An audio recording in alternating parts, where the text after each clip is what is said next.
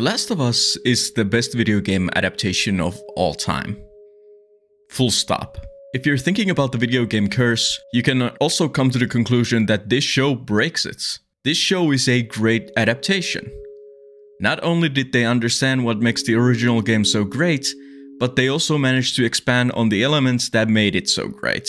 The characters that are in the show are the characters that are in the game, but we just get more from them. It's truly a magnificent work of adaptation, and I don't want anything in this essay to sound like I'm trying to take away from that specifically. Here's my thinking. This is the greatest video game adaptation of all time. However, that's only one way of looking at it. The Last of Us is also an HBO show. If I'm comparing it to the likes of Succession, The Wire, Station 11, True Detective, or Craig Mason's previous project, Chernobyl, the discussion becomes a bit more complicated. On the one hand, it's a miracle that the show stays so loyal to the video game. On the other hand, I think the show has flaws that take it one step down from that upper echelon of HBO dramas. This video is about the missteps that the show takes. Make no mistake though, the show was mostly a positive experience for me. Even though I won't cover everything that I liked about the show, I still think it's worth watching even for fans who have already played the game. Obviously, spoilers for the first season of The Last of Us and the video game. No spoilers for the second season or The Last of Us Part 2, the video game. The most glaring flaw in the show is the disjointed nature of the episodes. The original game focuses on Joel and Ellie's journey from Boston to Salt Lake City. Every event in the game is from the perspective of either Joel or Ellie, not taking into account the beginning with Sarah. This roots the narrative in the experience of these two characters. It's also very indicative of the medium of video games. The player has to be controlling one of the protagonists, so it makes sense that everything is from that point of view, a luxury that a non-interactive medium, like the show, can't rely on. In the original, the characters that Joel and Ellie meet on their journey are a representation of what could happen to them in this harsh world. Tess's death is an indication to the player that major characters can die easily in this world. Bill is a grizzled hermit who is so intent on survival that he doesn't stop to ask why he still wants to survive. Henry and Sam are a similar duo to Joel and Ellie, and their death shows that this could also happen to Joel and Ellie if they are not careful enough. These characters exist in the adaptation for the same purpose. However, these characters have also been expanded, so the messaging has changed a bit. The show understands the point of these characters deeply. Just like in the game, Tess dying is a reminder that this could very well happen to Joel as well if he isn't careful enough. It's also a great way for Joel to take up the mission of delivering Ellie to the Fireflies. If it wasn't for Tess's final wish of delivering Ellie, Joel would simply be too cynical to take up the mission. The circumstances for her death are similar, but the narrative purpose of the character doesn't change. The real change from the source material occurs in the third episode. Joel and Ellie stumble into Bill and Frank's town and we get an episode just about Bill and Frank. And I gotta say, I really like the third episode. It works as an almost self-contained narrative about two men finally being able to live their lives after the world has essentially ended. They find comfort in each other and the episode comes to a beautiful conclusion as the two decide that they don't actually want to live without each other. It's the expansion that I wanted from the show, as I noted in my predictions video essay. We also get to see the good times from the relationship, not just the bad times, which is so important. In the game, Bill is a reminder of what happens to those who choose to survive without letting their guard down. You will eventually become a hermit whose only reason for survival is to see the next day. The adaptation Bill realizes this and conveys it to Joel. There need to be strong men to protect those who are incapable of protecting themselves. The key difference between the game and the adaptation is that Bill actually tells this to Joel in the form of a note, because he has already died. The game Bill stays bitter and survives the game, although we never see him after that point. The adaptation Bill gets to live his life till his death and pass on his personal philosophy about survival to Joel. This aspect works a bit better in the game, in my opinion, as the messaging isn't as blunt as it is in the show, but I also really enjoyed the episode, so I guess I'm a bit mixed on this expansion. I have a lot more to say about this, but we'll loop back to it. The next expansion in the show happens in the 4th and 5th episode. The Nameless Bandits of Pittsburgh are now a group of raiders in Kansas who actually have a named leader. A lot has been said about Kathleen in the past weeks. I think the character is interesting on paper, but I also did feel like there wasn't enough time to expand on her character. It's interesting to get a villain like her, as it isn't very common. I think she reminds me a bit of Dolores Umbridge from the Harry Potter series, who also hides her sadism under a mask of politeness. Kathleen is very aware of the inherent flaws in her revenge. She wants to punish Henry for ratting out her brother Michael, even though Henry only did this to save his brother Sam. She comments on this and even mentions that Michael didn't want her to seek revenge, but apart from that, it doesn't seem like a big part of her character arc. What really irks me is that she just becomes a stereotypical villain in the end. She monologues when she could just as easily kill Henry. Even worse, she has the crew dead to rights again, but once again chooses to monologue, rather than to actually take revenge. It just seemed like a really clumsy choice for a show that had been so good so far. I really like the expansion of Henry and Sam. We get a lot more about the reason that the raiders are going after them. Their deaths deliver the same message as they do in the game. If Joel and Ellie are not careful enough, this could happen to them as well. I also really like how Ellie tries to save Sam in this version. So 5 episodes in, I've been enjoying the expansions of the characters apart from Kathleen becoming a Bond villain in the end. However, this is also the moment that I found what would be the TV show's weakest elements. The narrative at this point had become extremely repetitive. Joel and Ellie go to a new place, meet new people, foes and allies alike, and the newly introduced characters all die off and Joel and Ellie move forward in their journey. I am aware that this is also how it goes in the game, but there's a difference as we just get much more from these characters in the adaptation. In the game, we get glimpses of the characters, but we don't actually get to know them. The narrative is always about Joel and Ellie, and these minor characters are there as representations on how Joel and Ellie's journey might end. The game is all about Joel and Ellie and how they experience these events. The show isn't like that. It's about those other side characters as well. The Bill and Frank episode, as much as I love it, halts the progression of the show. On its own, it's not a problem. We can continue the journey after this one beautiful episode. But episode 5 all of a sudden grinds to a screeching halt to also explain Henry and Sam's backstory. The 4th and 5th episodes really aren't about Joel and Ellie. They're about Henry, Sam, and Kathleen.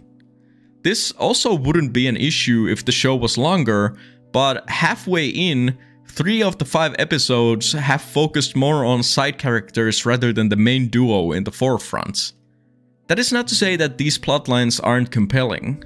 Apart from the non-chronological storytelling in the 4th and 5th episodes, I really like how they expanded on Henry and Sam's backstories.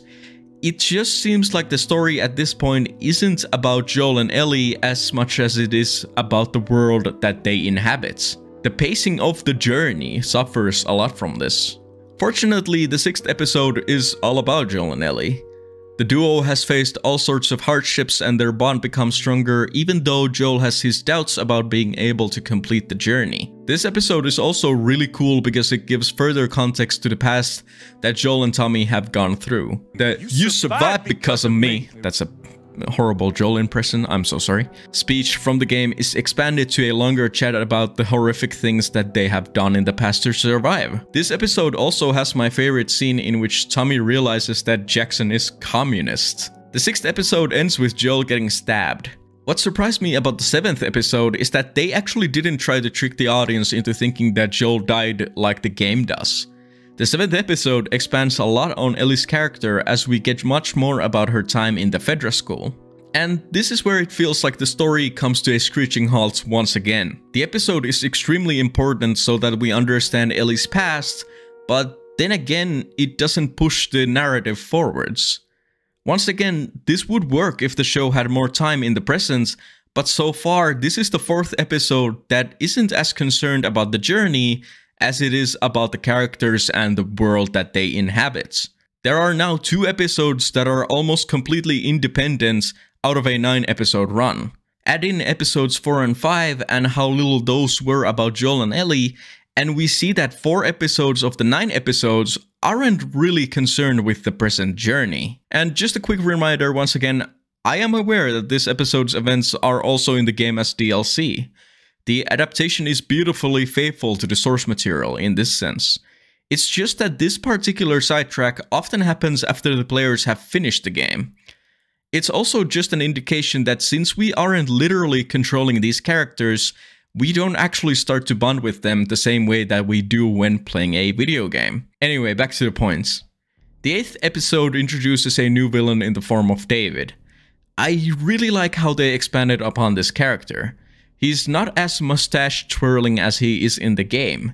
It's also a really cool expansion that David controls his people by using religion. He has created an illusion of a caring Christian leader in this group, which he also uses to his advantage. He, for example, shows care for Ellie, pretending to do so because of religious altruism. However, his real motivations are much more sinister. Some of you may already be furrowing your eyebrows over this, as I just said that Kathleen isn't fleshed out enough, even though she gets 2 episodes and David only gets 1. I think David works better as we get a clear way that he leads his flock. He monologues just before trying to kill Ellie, just like Kathleen, but then again we also know the reason he does this. He wants Ellie alive for a more disturbing purpose, let's say. Does it make sense that he still tries to do this while the steakhouse is on fire? No. That once again feels like it crosses a boundary into a bit of clumsy writing, but then again I guess I can also see that he really doesn't want to go back to his constituents and tell them that he was outsmarted by a little girl. The cannibalism is also done very well in this episode. We get hints that something isn't right here, but it takes a while for the episode to reveal what is actually going on. I especially like the scene in which the group eats and it's just a cacophony of silverware scratching the plates. It feels incredibly eerie, even though the viewer might not understand what is happening at this point. It's also very telling that David's plate is stacked while everyone else is feeding on scraps. The 9th episode is without a doubt my favorite one of the bunch. The episode was so good that it made me question my opinions about the prior episodes. Not only was Ashley Johnson's scene with baby Ellie beautiful, but they also gave a reason as to why Ellie is immune. I didn't think this information was required, but the scene was so beautiful that I kinda didn't feel like it needed to be nitpicked. This episode also feels the closest to the game. There isn't all that much that was changed. The duo doesn't fight against infected and Ellie doesn't almost drown, but otherwise it's the same as it is in the game. At this point I also realized how little the infected mattered in the adaptation. The last time that they were a prominent element in the Journey timeline was in Kansas when Sam turned, which was 4 episodes ago.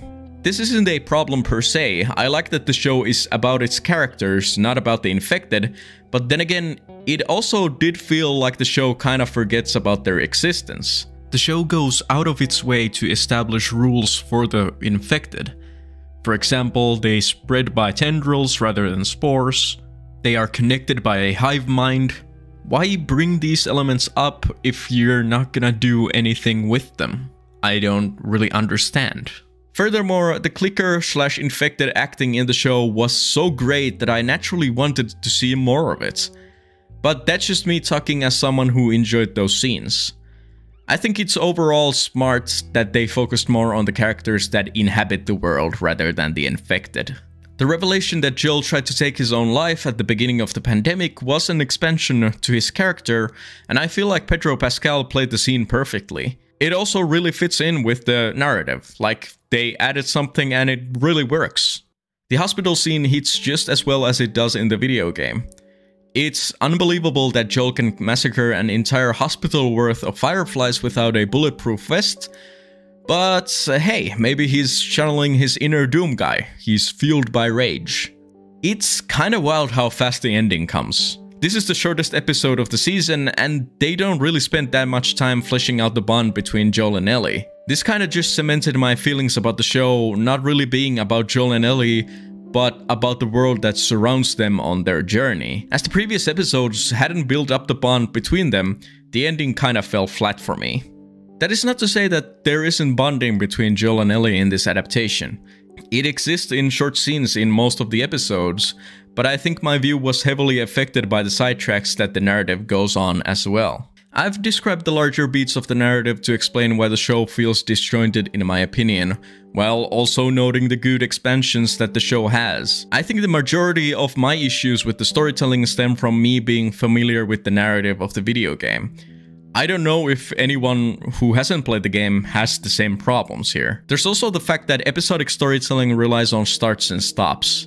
It just feels like a majority of the episodes start with an introduction to a new character, only to see said character die in the end. Of course, this is cool on the thematic side, like it's like death is following Joel and Ellie or something like that, if you wanna get pretentious about it. But looking at the show's pacing, this form of storytelling does become a bit repetitive after a while, and I didn't feel like it was a problem in the video game. The Bill and Frank episode is beautiful and works really well even if I were to watch it without the backdrop of the Frame story. It just becomes problematic when the show does this too many times in a season that is only 9 episodes. I originally thought that this was only due to me watching the show week to week, but the problem persisted even when I binged the show from the first episode to the 8th episode right before the finale was released. I made the decision with this essay to deliberately keep to one topic. I had written an essay leading up to the finale that was like 12 pages, but decided to scrap it to focus more on the one key flaw that I had with the show. If there's enough interest in a nitpicky essay that is much longer than this, I might produce that too. Tell me in the comments if you want to see that, I guess. I would also like to write an essay in the future speculating about the events of the second season and how the second game might be adapted. Anyway, that's all from me. I would love to hear what you thought about the adaptation down in the comments. So yeah, that's my thoughts. Like the video and subscribe for more content like this, and I'll see you in the next one.